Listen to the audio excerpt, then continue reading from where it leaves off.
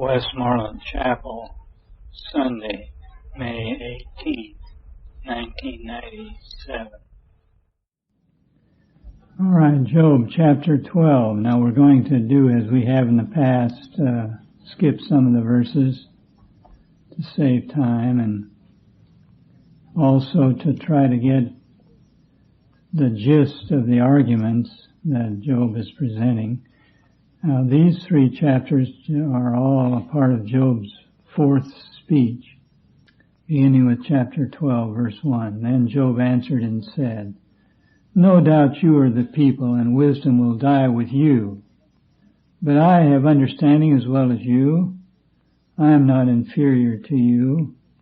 Indeed, who does not know such things as these?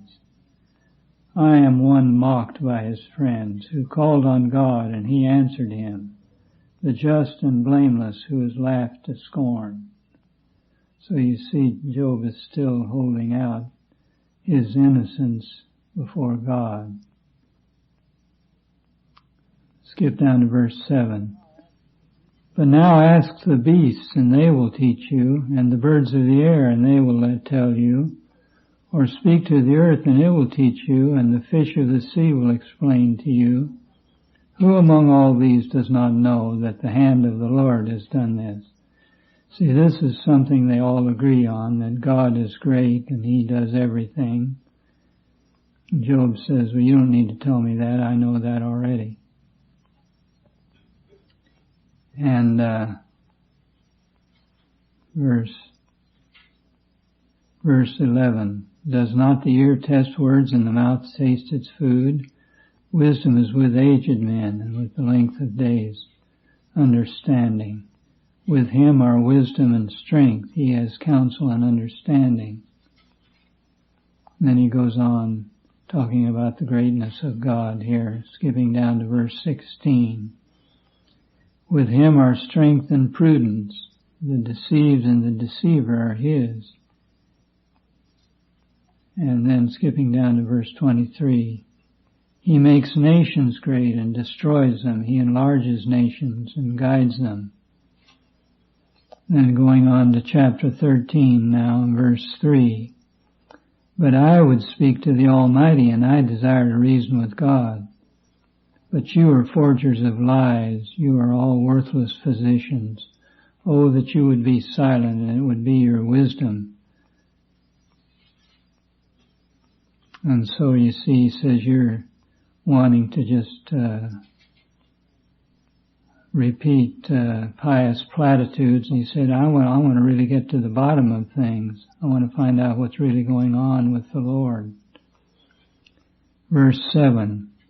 Now here he begins another thought, which is very unusual. "Will you speak wickedly for God and talk deceitfully for him?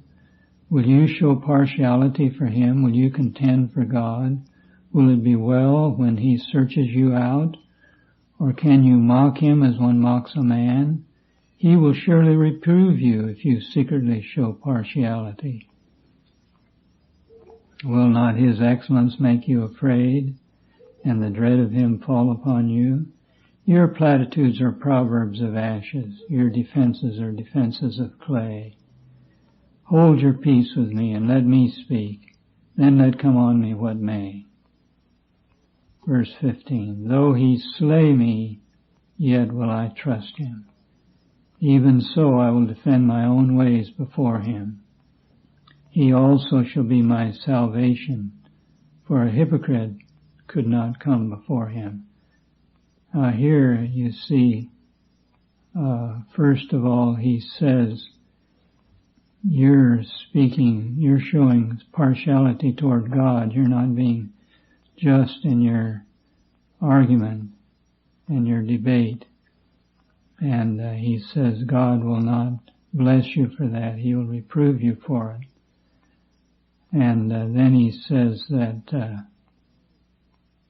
though God kills me, still I'm going to trust him, and I know that in verse 16, he shall be my salvation. And verse 18, see now I have prepared my case. I know that I shall be vindicated. He says, God's going to vindicate me in the end. Who is he that will contend with me? If now I hold my tongue, I perish. Then he speaks to God again. Verse 20, only two things do not do to me. Then I will not hide myself from you. Withdraw your hand far from me. In other words, he says, quit persecuting me and making me so terribly sick. And let not the dread of you make me afraid. He says, quit intimidating me with your strength and your power. Then call and I will answer, or let me speak and you respond to me. How many are my iniquities and sins? Make me know my transgression and my sin. See, again, he's crying out, Lord, if I have sinned, show me what I've done. Why do you hide your face and regard me as your enemy? Will you frighten a leaf driven to and fro? And will you pursue dry stubble? And then going on to chapter 14. Man who is born of woman is of few days and full of trouble. Verse 3. And do you open your eyes on such a one and bring me to judgment with yourself? Verse 6. Look away from him that he may rest, till like a hired man he finishes his day. In other words, he's asking the Lord to let up on him, let him have a little rest from suffering. Now in verse 7 he starts a new thought here. For there is hope of a tree, if it's cut down, that it will sprout again, and that its tender shoots will not cease. Though its root may grow old in the earth, and its stump may die in the ground, yea, at the scent of water it will bud, and bring forth branches like a plant. But man dies and is laid away. Indeed, he breathes his last, and where is he? As water disappears from the sea and a river becomes parched and dries up, so man lies down and does not arise. Till the heavens are no more, they will not awake or be aroused from their sleep. Oh, that you would hide me in the grave, that you would conceal me until your wrath is past, that you would appoint me a set time and remember me. If a man dies, shall he live again? All the days of my hard service I will wait till my change comes. You shall call and I will answer you. You shall desire the work of your hands. For now you number my steps, but do not watch over my sin. Verse 19. As water wears away stones. You can see in what he said here, starting back with talking about a tree, when it's cut down it buds again. He's approaching believing in a resurrection, but then he falls back again in verse 19. As water wears away stones and as torrents wash away the soil of the earth, so you destroy the hope of man. You prevail forever against him, and he passes on. You change his countenance and send him away. His sons come to honor, and he does not know it. They are brought low, and he does not perceive it. But his flesh will be in pain over it, and his soul will mourn over it. Now we'll go back and look at some of those ideas again, a little more deeply. But the first thing I'd like to dwell upon is something we've seen before, but it's very strong in this book, and that is that he says all nature around teaches us of the greatness of God. Look, for instance, at verse 7 of chapter 12. He says, but ask now the beasts, and they will teach you, and the birds of the air, and they will tell you. Now, what do they tell you? Verse 9 says, who among all these does not know that the hand of the Lord has done this? In other words, he says all nature around teaches us of the greatness of God. And I'd like to dwell on that a little bit. Ask the birds of the air, and they will tell you, he says, that the hand of the Lord has done this. And you know, I don't know if you ever sat and watched birds, but they're the most amazing little animals. I mean, the way they can fly around and zip and then come up and come to a screeching halt and land on a limb, you know. Sometimes you haven't done it for a while, you ought to just watch some. Even the little sparrows and or birds that are not so well thought of, they're amazing in their ability to fly. And I want to read you a little bit about what scientists have discovered about birds. This is about just a couple of things about them. We could go more deeply into it. It's amazing.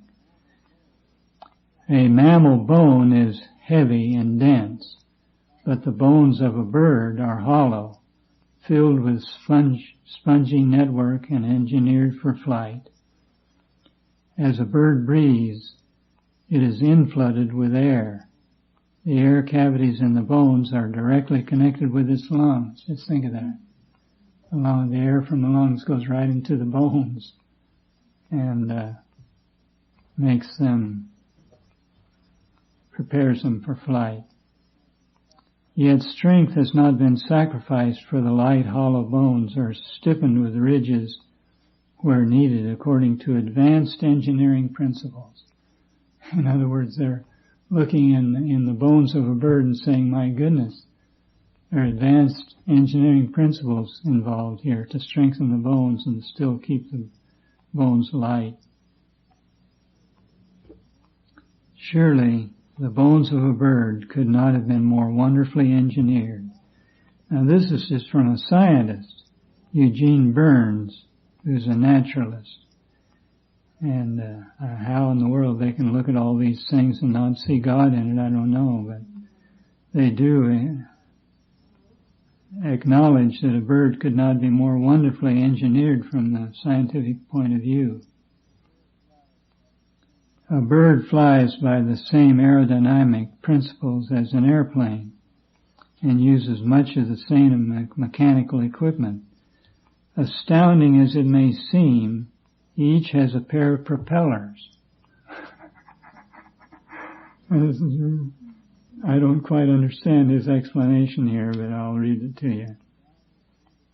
During the downward beat of the wings, the primary feathers at the wing tips stand out at almost right angles to the rest of the wing and to the line of flight. These feathers are the propellers. They take on this twisted form for only a split second during each wing beat, but ability to change their shape and position is the key to bird flight. Throughout the entire wing beat, they are constantly changing their shape, adjusting automatically to the changing requirements. This automatic adjustment is made possible by special features of the feather design. I just think while the bird is flying, their wings are constantly changing shape according to the needs of the bird at that particular time, according to the needs of their flight. And just think how rapidly they go and they curve around and they go and they put on the brakes and land on a limb just so easy. It's amazing. It's just amazing. And they have such marvelous balance. And all of that comes out of their little tiny brain. And here's something about the feathers that I didn't know. A feather may seem to be only a central shaft with projections called veins on either side. It is much more. Each vein is composed of parallel rods called barbs, which in turn have side projections called barbules. With a lens you can see that on these barbules are tiny barbicels, and on the barbicels are even tinier hooklets. The whole is one light perfect interweave. Barbules and barbicels on a single feather may number over 1 million. Just think of that. And each one of these little things has another one sticking out on its side until they get smaller and smaller, till we get down to the hooklets. It seems remarkable that man took so long to learn some of the fundamentals of airplane design, which even the lowliest sparrow demonstrates to perfection. And this was from the Scientific American, which is one of the outstanding science magazines of the country, by a man named John Storer. We could go into other parts of the bird too, for instance, but we'll just touch upon them. For instance, the peregrine falcon, as so many birds of prey, have amazing sight. I mean, they're way up in the air and they can see a little mouse way down, maybe a mile away. And the peregrine falcon is probably the fastest animal alive. In its descent, it reaches speeds of 180 miles an hour. And all that time it's going down, its eyes have to keep refocusing very quick, or otherwise they're going to smash themselves on the ground going at that speed. But when they get down to a certain distance, they put on the brakes, and yet they not too much, because they want to pounce on that mouse before it gets away. And just think of the coordination they've got to have to do all that. It's just amazing. They pounce on the mouse and then they're up on the way again. And then you've probably seen a robin hopping over the lawn and then cocking its head. They're listening for worms crawling under the earth.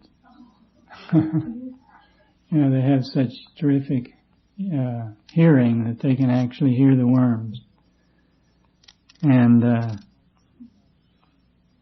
also you've probably seen the birds on the telephone wires. You wonder how in the world they can stick up there. They can even sleep up there. And they do it by locking their feet around the wires.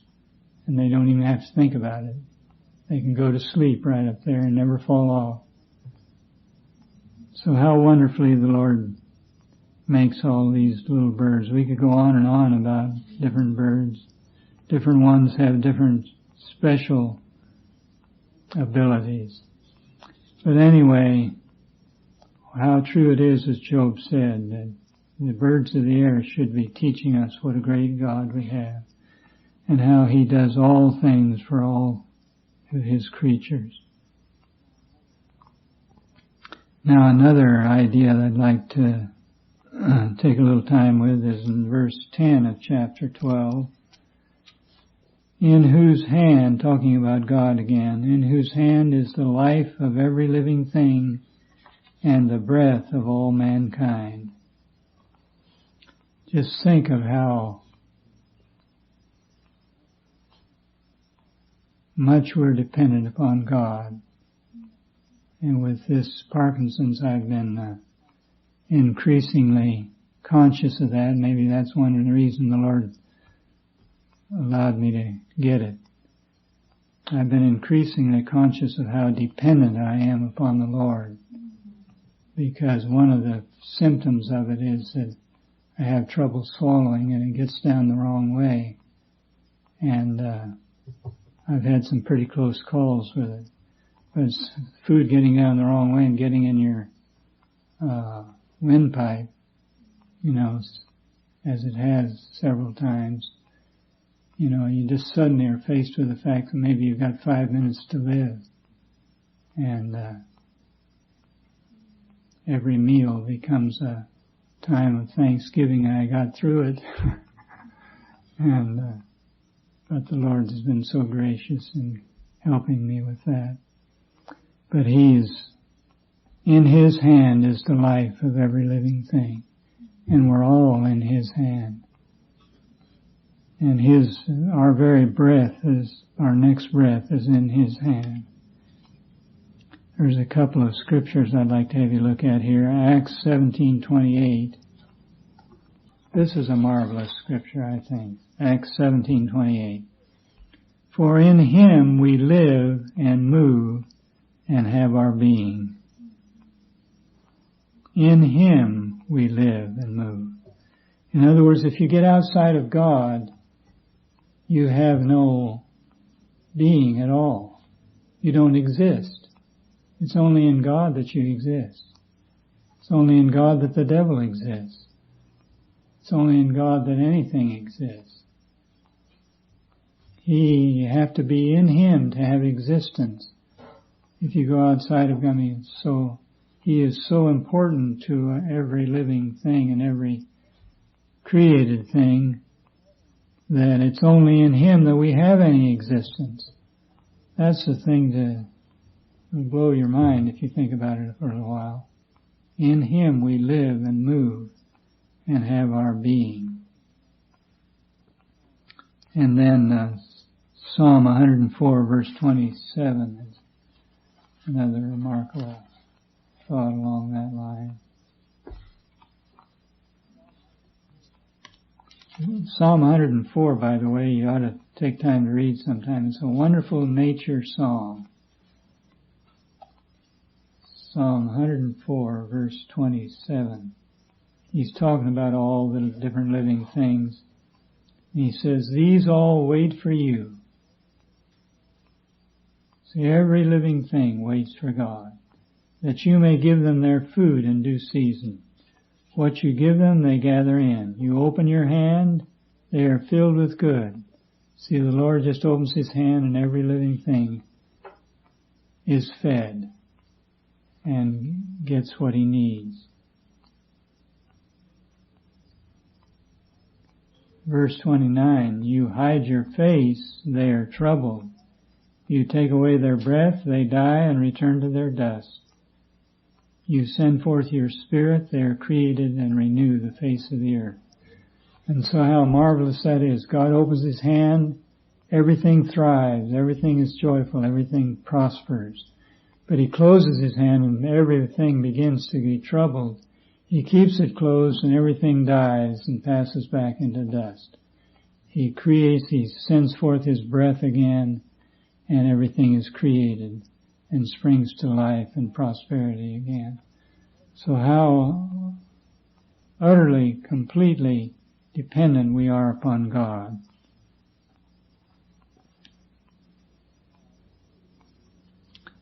Now let's look next at verse 23 of chapter 12, going back to Job again.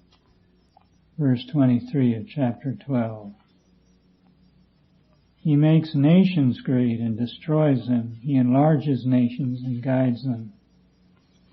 Not only does God have absolute control over us, every individual, but He also has absolute control over all the nations. And that's something we need to keep in mind as we hear the news every day. You know, Jonathan Edwards was a remarkable man. He was what they called a God-intoxicated man. God meant so much to him that he saw God in everything. And he used to love to read the newspapers because he said, oh, I'm seeing the movings of God. And that's something, as we listen to the news on the TV, we can see what God is doing. See, because that's what's really happening, because He has absolute control over everything. He allows people to do this, He allows people to do that. He doesn't make them do it, but He allows it. So we're seeing what He's governing and what He's doing in the great movements of the nations in the earth. Turn to Daniel for a minute. Daniel, the 2nd chapter. Daniel is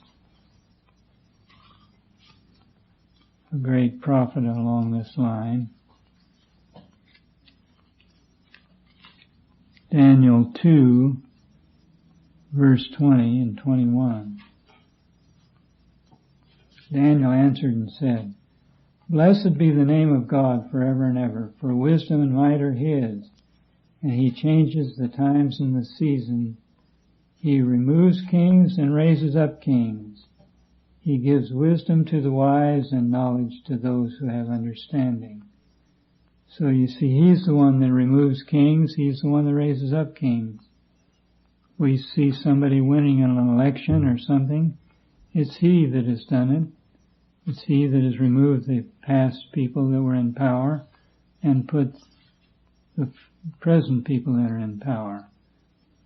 You say, well, they're not very good men. Well, the Lord has His reasons for putting bad men sometimes in power. And chapter 4, verse 34 and 35.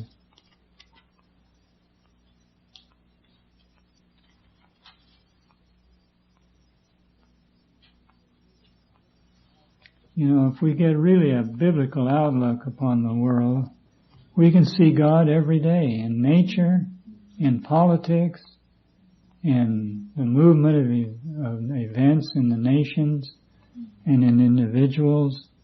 We can just see the Lord's hand everywhere. Okay, verse. And at the end of the time, I, Nebuchadnezzar, lifted up my eyes to heaven, and my understanding returned to me. And I blessed the Most High, and praised and honored Him who lives forever. For His dominion is an everlasting dominion, and His kingdom is from generation to generation. All the inhabitants of the earth are reputed as nothing. He does according to His will in the army of heaven and among the inhabitants of the earth. No one can restrain His hand or say to Him, what have you done?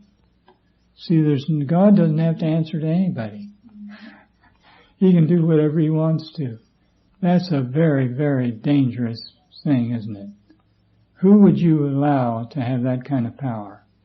To give power to some person that he could do whatever he wanted to do. You'd have power to do it. I tell you, that's a very awesome power. And I don't know about you, but I, for one, am glad that God's the only one that has power like that, because He's the only one that you can trust with it. But nobody can say to Him, what are you doing? You answer to me. You see, that's what Job was trying to do. He was trying to get God to answer to him. And God won't be put in that position, but we see how gracious He was anyway. And let's go on to verse chapter 13 of Job, verse 7. And this is a remarkable passage, as I said as we were reading it. Notice what he says in verse 7 through 12.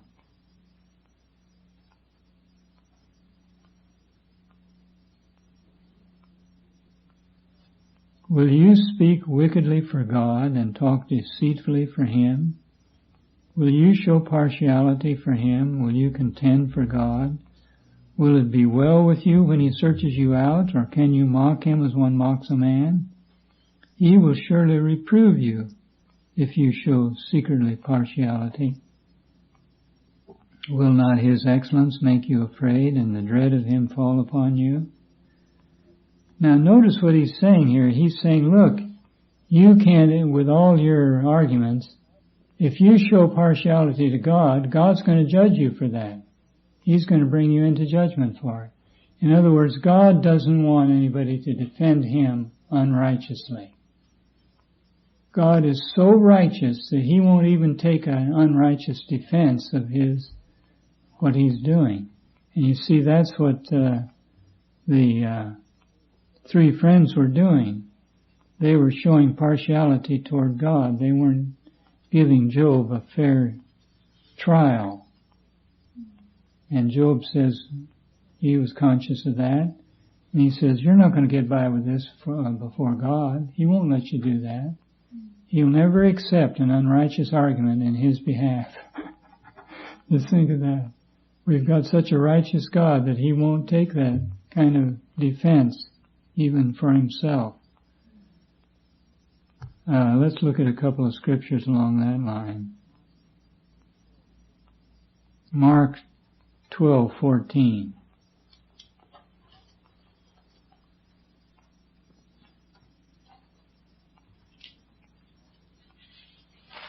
This is a remarkable passage, starting with verse 13. Then they sent to him some of the Pharisees and the Herodians to catch him in his words. When they had come, they said to him, Teacher, we know that you are true and care about no one, for you do not regard the person of men, but teach the way of God in truth. Now notice, they had him all figured out. And this was true, you see. Here was a man that cared nothing whatever for partiality. He was going to get at the truth no matter what it cost. If it means that he has to come up against the rulers who had the power to put him to death, he's going to come up against them. He's going to speak the truth and speak what in his mind as to what the truth really is. And he will not spare it for some kind of gain. Romans chapter 2.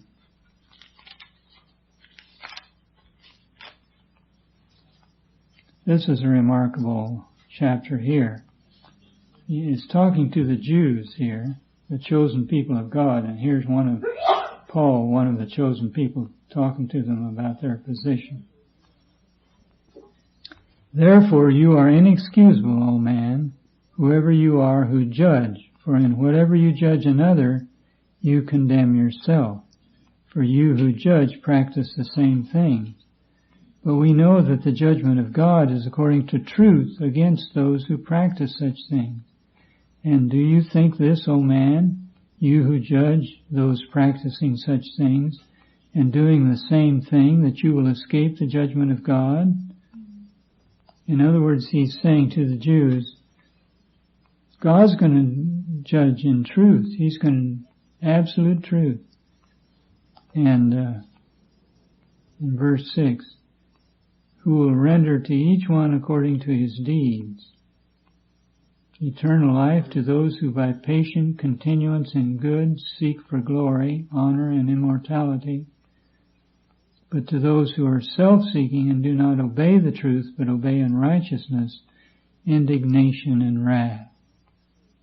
Tribulation and anguish on every soul of man who does evil, of the Jew first, and also of the Greek. Now see, he says, talking about salvation, he said the gospel was sent to the Jew first. They had the privilege there because they were God's chosen people. But notice, he says also, you're going to be the ones that are going to be judged first. And we ought to take that to heart too. That God has had mercy on us and has given us great privileges because we've turned to Him. But also, His judgment of us is going to be according to the truth. And we're going to come under His judgment first of all. And then the sinner is going to follow us.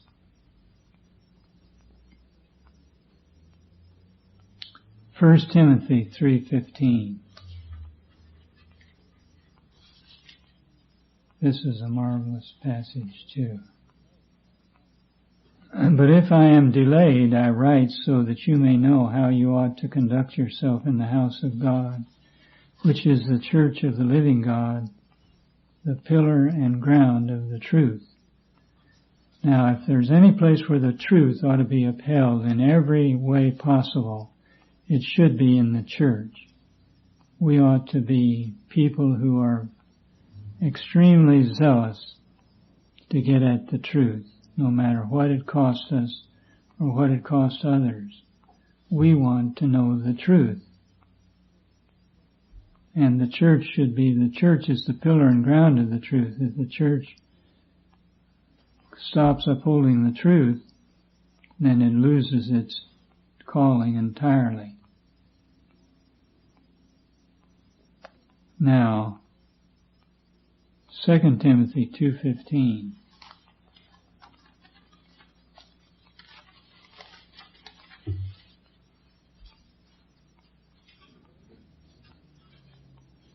Be diligent to present yourself approved to God, a worker who does not need to be ashamed, rightly dividing the word of truth.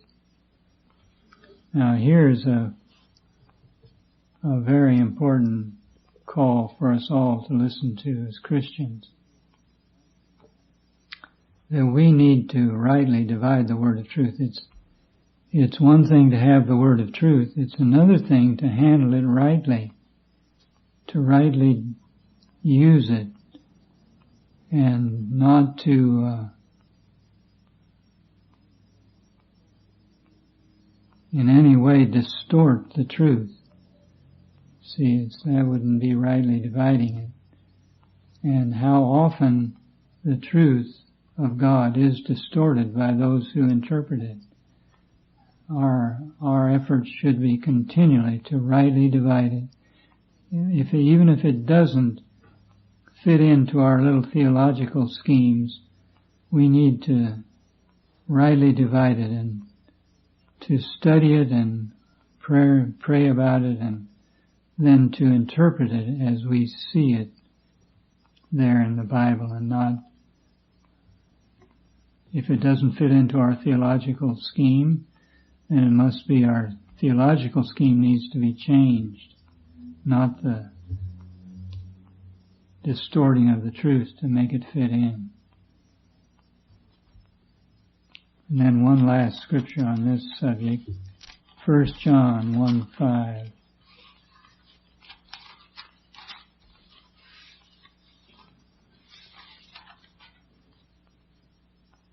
This is the message which we have heard from him and declare to you, that God is light, and in him is no darkness at all.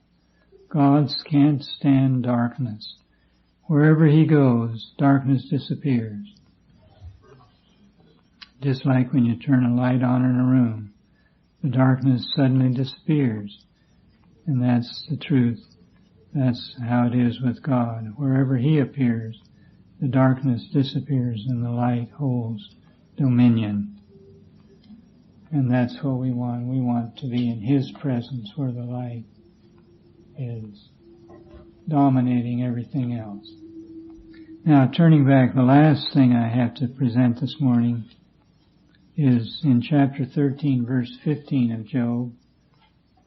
That famous verse, though he slay me, yet will I trust him. Now, this is one of those nuggets of faith that was squeezed out of Job under terrible, terrible pressure. But what a diamond it was. And, as diamonds are formed under terrible pressure. Actually, a diamond is just a piece of coal which has endured tremendous pressure. It's just carbon. And, but having endured this tremendous pressure, it becomes a diamond. And that's what God does with us. He puts us under tremendous pressure of trials in order to get a few diamonds. And these diamonds are expressions of faith, expressions of love for him. And we see here Job wavering between doubt and faith. But in that wavering, he comes into tremendous expressions of faith, and this is one of the best of them. Though he slay me, yet will I trust him. Now, the Hebrew word translated trust here is the word yakel. It's only in one other place in the Old Testament is it translated trust, however. It's translated wait 15 times and hope 22 times. So you might translate it wait and hope, which might be a better translation in this particular context. Job would be saying, though he slay me, yet will I wait and hope. And I think that this particular context teaches that he's saying, even if he kills me, I'm going to believe that he'll raise me from the dead. That's what he's saying here. And, Job might have been living about the same time as Abraham. And remember, that's what Abraham said about his son. He says, though I kill him, yet will I trust him. I'll wait and hope because I believe he'll raise my son from the dead. And so that's why Abraham was bold to start to kill his son, because he believed in the resurrection. But here we find Job saying essentially the same thing about himself. And then we see in verse 15 and 16, he backs it up by saying, though he slay me, even so I will defend my ways before him. He shall also be my salvation. In other words, he's saying here, the Lord's going to save me. And then 18, see now I have prepared my case, I know I shall be vindicated. The Lord's not only going to save me, but he's going to vindicate me. He's going to point out how I was right in the long run. So what a tremendous faith he suddenly comes into. And what a tremendous expression of faith. And you see, the Lord valued that very highly. But Job vacillates between faith and doubt, hope and despair. For soon he's back in the horrible pit again. Notice what he says in verse 26. For you write bitter things against me and make me inherit the iniquities of my youth. You put my feet in the stock and watch closely all my paths. You set a limit for the soles of my feet. And so he's again despairing again and accusing God of mistreating him.